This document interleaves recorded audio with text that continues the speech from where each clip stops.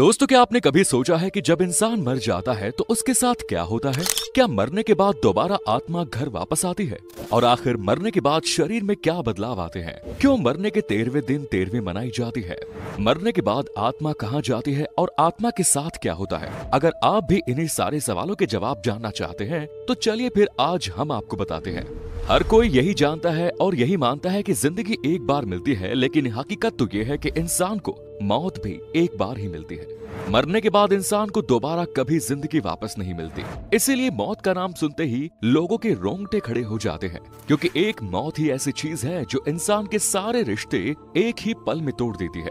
जब इंसान मरता है तो वो मरने से पहले अपने बचपन से लेकर अब तक की पूरी जिंदगी देख लेता है, वो भी सिर्फ 7 मिनट के अंदर। ये 7 मिनट उसके लिए एक फिल्म की तरह होते हैं, जिसमें वो अपने जीवन से जुड़ी हर उस याद को देखता है जिसमें वो जिया है, और तब जाकर उसे मौत आती है।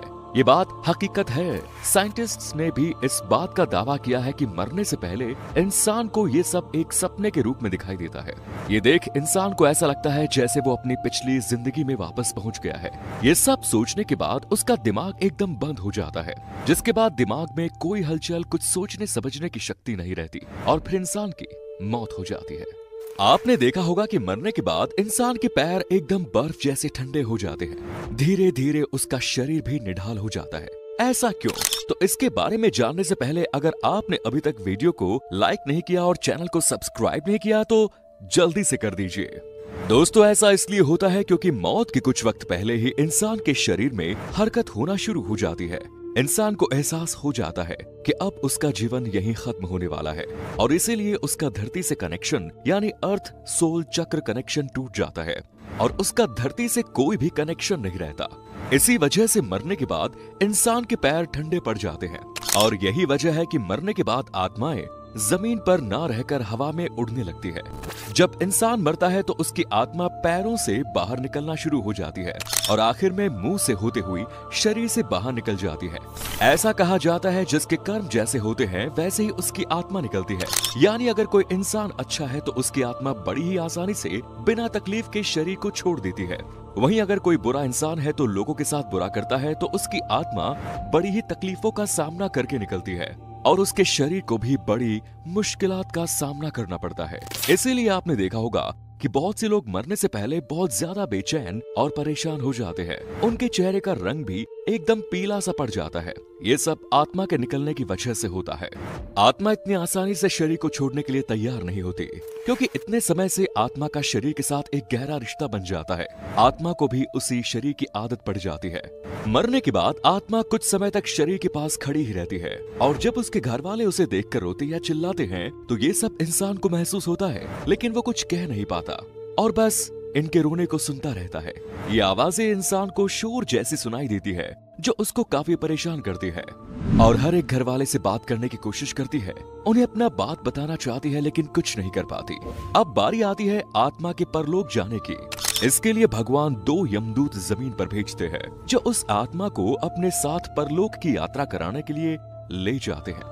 यमदूत उन्हीं लोगों के साथ बुरा बर्ताव करते हैं जो पापी होते हैं या फिर दूसरों के बारे में हमेशा बुरा सोचते हैं।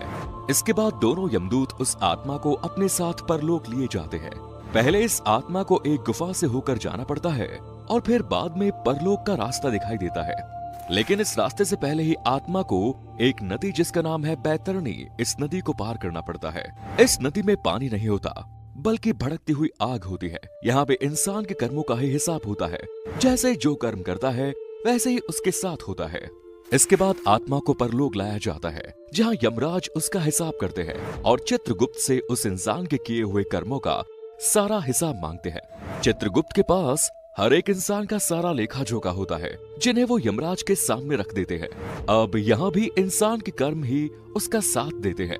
अगर कर्म अच्छे होते हैं तो वो एक भला इंसान होता है, तो उसे स्वर्ग में भेज दिया जाता है। लेकिन अगर वो एक बुरा इंसान है जिसने धरती पर बहुत से पाप किए, तो उसे नरक में फेंक दिया जाता है। नरक भी 36 तरह का होता है। ऐसे ही कुछ समय पहले एक आदमी मर गया था, और उसे 2 यमदूत उठाकर अपने साथ ले गए। इस शख्स ने बताया कि जब मेरे अंदर से आत्मा को खींचा गया तो ऐसा लग रहा था जैसे किसी मुलायम कपड़ों को कांटों पर से खींचा गया हो।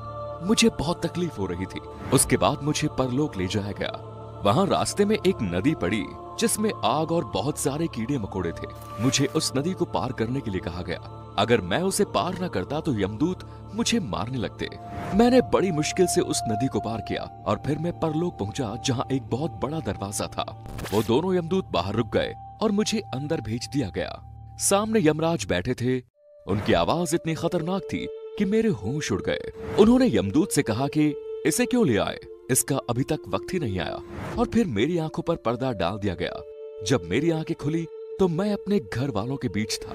ये एक सच्ची घटना है जो आज से ठीक 10 साल पहले पूरण सिंह के साथ हुई। ये सिर्फ एक ही घटना नहीं बल्कि साल दर साल साइंटिस्ट्स के सामने ऐसी बहुत सी घटनाएं सामने आती रहती है और ना जाने कितने लोग मौत को छूकर वापस आ जाते हैं। तो वहीं कुछ लोगों का कहना है कि जब वो मर गए थे तो वो एक अलग दुनिया में पहुंच गए जहां बहुत रोशनी थी।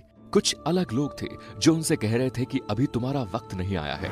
ऐसे ही और भी लोग हैं जिनका कहना है कि मरने के बाद उन्हें अलग सी चमक, खुशी का एहसास होता था।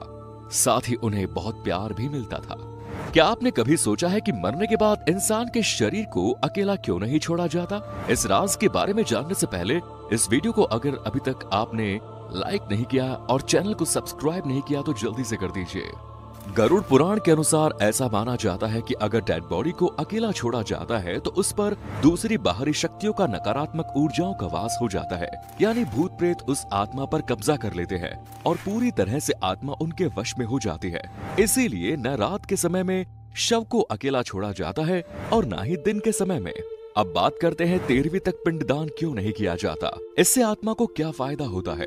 ऐसा कहा जाता है कि जब यमदूत आत्मा को दोबारा उसके घर वालों के पास छोड़ते जाते हैं तो आत्मा बहुत ज्यादा कमजोर हो जाती है, क्योंकि वो बहुत कुछ झेल कर आई होती है और उसके अंदर इतना दम और ताकत नहीं रहता कि वो दोबारा परलोक जा सके।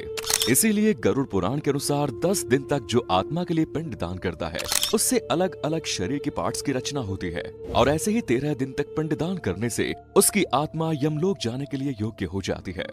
अपने घर वालों के बीच ही मौजूद रहती है क्योंकि उसके पास वहां जाने की ताकत नहीं होती।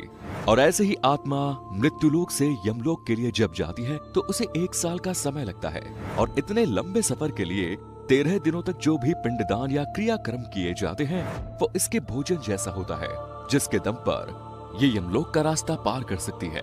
इसीलिए पिंडदान करना बहुत जरूरी होता है। अब आप सोच रहे होंगे कि ये बातें हमें कैसे पता।